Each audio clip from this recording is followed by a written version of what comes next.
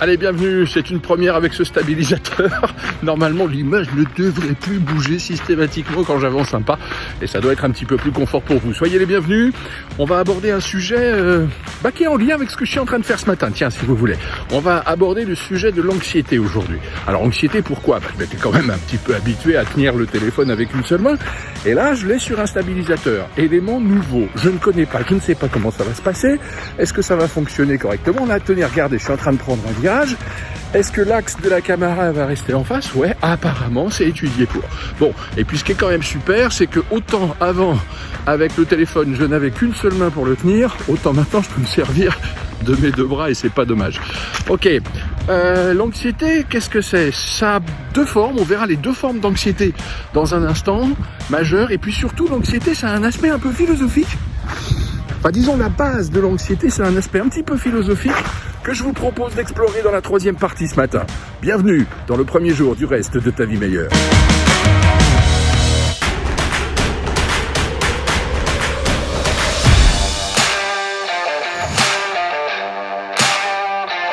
On disait donc plusieurs formes d'anxiété. Travaillons celle-ci. L'anxiété du stabilisateur. Voilà, je suis face à quelque chose d'inconnu et l'anxiété est un mécanisme complètement normal, complètement logique.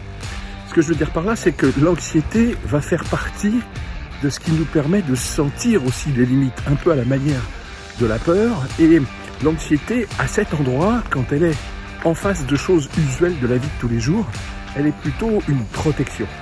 Elle est plutôt une limite. Alors évidemment, pas que la limite soit trop grande, il ne faut pas qu'on soit coincé derrière son anxiété pour toute chose et ne rien démarrer dans la vie.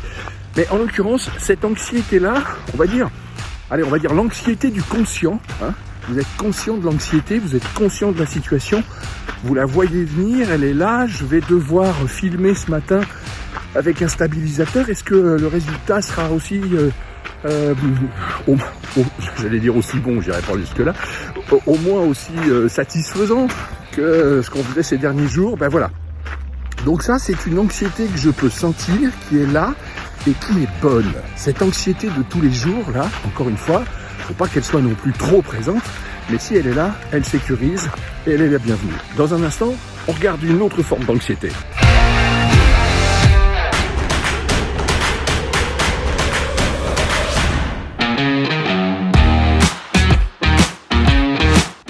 À la fin de cette vidéo, on parlera de la playlist de ce matin, hein, ce petit cocktail musical que je vous propose.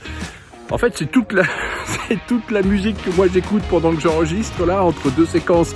J'écoute un ou deux morceaux, je voudrais vous les partager, mais je peux pas, j'ai pas le droit de mettre de la musique dans les vidéos. Hein, bon, alors voilà, dans les VOP. Ah ouais, on a dit depuis hier que c'était un VOP.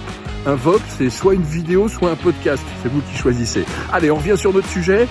L'anxiété, on a parlé d'une première forme d'anxiété qui est celle de l'anxiété de la vie de tous les jours, avec un aspect, voilà, ce matin je filme avec un nouveau matériel, je suis un peu anxieux, point barre.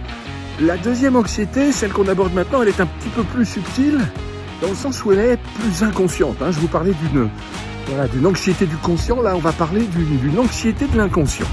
Qu'est-ce que ça veut dire concrètement ? Ça veut dire qu'il y a une forme d'anxiété qui peut être liée au fait d'être.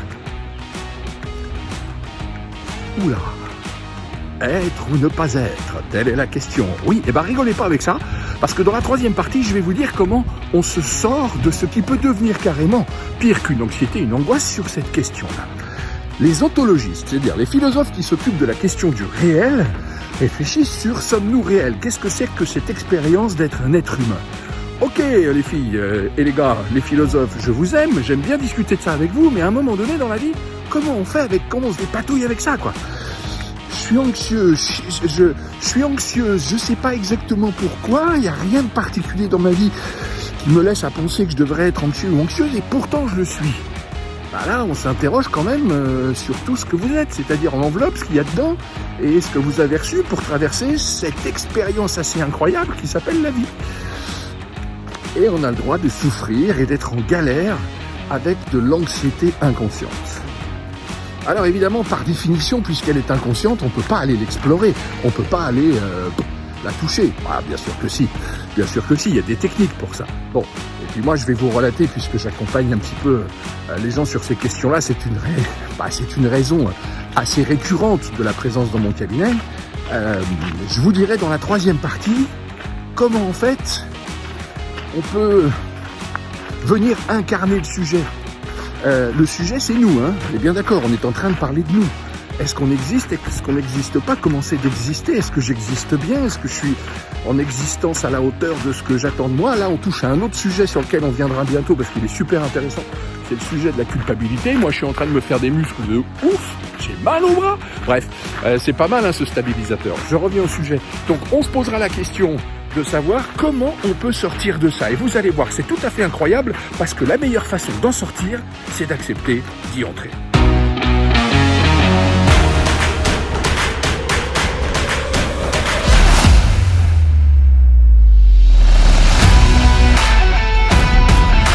Bon allez, pour cette dernière partie, je tente une expérience de dingue, le bara tendu, mais complètement tendu. À mon avis, voilà, j'ai plus que 30 secondes de vie devant moi. Bon, en gros, je vous ai dit comment finalement pouvoir venir là, se sortir de là. Finalement, la meilleure façon, c'est d'y entrer. Eh bien, écoutez ça. On a dit tout à l'heure en plaisantant, être ou ne pas être. Eh bien, moi, j'ajoute très sérieusement, naître ou ne pas naître? Telle est la vraie question. C'est-à-dire, comment vous êtes dans votre vie? Est-ce que vous êtes venu vraiment dans votre corps? Est-ce que pour vous, c'est une expérience de la cellule, une expérience de la matière? Ou bien alors, n'êtes-vous au monde qu'à travers votre pensée, votre esprit, et tout ce que... Allez, je change de main parce que franchement... et tout ce que ça suppose. Eh bien voilà, on est là sur le terrain du possible. On est là sur le terrain, non pas de la réincarnation, c'est-à-dire ne pas se remettre dans sa viande, puisqu'on n'y a jamais été, mais venir dans sa viande. Bon, c'est gore, hein, dit comme ça. Mais venir dans son corps, c'est-à-dire venir être autre chose qu'une pensée, autre chose qu'une sensation, autre chose qu'une impression, autre chose qu'un sentiment. Voilà, j'ai le sentiment d'exister. Ah, ok, super. Et comment tu vas au supermarché avec ça? Voilà, donc le corps est central dans cette problématique. Et j'ai rechangé de main. Le stabilisateur, c'est top, mais ça fait son poids. En tout cas, voilà, revenez dans votre corps. Alors, là, on vient d'ouvrir une partie hyper large de tout ce qu'on pourrait aborder sur cette question-là. Et vous allez voir que les vidéos qui vont venir dans les semaines qui suivent, là, vont traiter de plus en profondeur de cette question-là. Et notamment, je vous invite à demain. Ouais, on peut faire ça demain. Allez, on le fait. On fait ça demain. Demain, on va un petit peu plus loin dans l'idée de naître ou ne pas naître. Hein?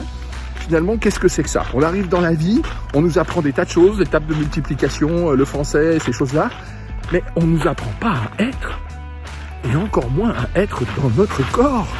Tiens, allez, petite expérience partagée. J'ai de moins en moins, mais j'ai eu des ados. Bah oui, parce que ça se transforme. Et à un moment donné, j'emmène un de mes ados chez un ostéopathe. Bon, pour des raisons de sport, de problématiques de muscles ou de ligaments. Et mon ado ressort de là en me disant, papa, tu sais quoi? J'ai un corps. J'avais jamais conçu que j'avais jamais compris que j'avais un corps. Vous voyez, ce petit constat tout bête là, moi aussi j'ai un corps et j'ai besoin d'une deuxième main pour tenir la caméra. Cette histoire là, elle est essentielle. Demain, naître ou ne pas naître, ok? Super.